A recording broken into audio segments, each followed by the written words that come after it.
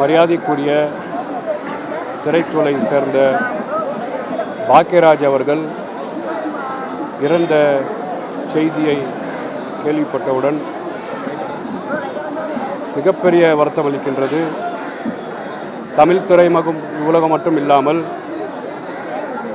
அனைத்து மொழியிலையும் மிகப்பெரிய திரைத்துறை கலைஞனாக, இயக்குனராக, பன்முகம் கொண்ட ஒரு நடிகராகவே திகழ்ந்தவர்.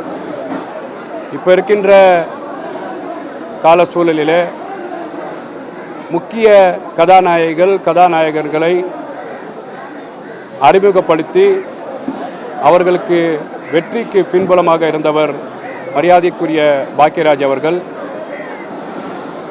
அவருக்கு இருந்த பாவனையிலே, அவருக்கு இருந்த ஸ்டைலிலேயே படத்தை நடித்து தமிழ்நாட்டு மக்களுக்கு பல நல்ல கதைகளையும் பல நல்ல படங்களையும் தந்தவர். ஒரு மிகப்பெரிய ஜாம்பவானாக, மிகப்பெரிய நடிப்பு திலகமாக தமிழ்நாட்டு மக்களை மகிழ்த்தவர் மரியாதைக்குரிய பாக்கியராஜ் அவர்கள். அவர் நடிப்புத்துறையை மட்டும் சார்ந்தவர் இல்லாமல் எழுத்தாளர் துறையிலும்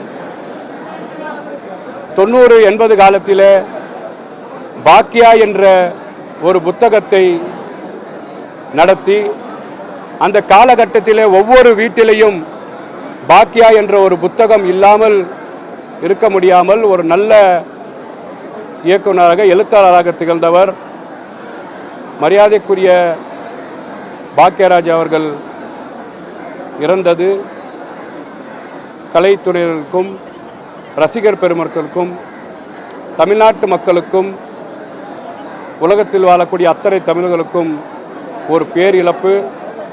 அன்னாரின் குடும்பத்தாருக்கும், ரசிகர் பெருமக்களுக்கும், தமிழ்நாட்டு மக்களுக்கும் ஆழ்ந்த இரங்கலை தெரிவித்துக் கொள்கிறேன். நன்றி.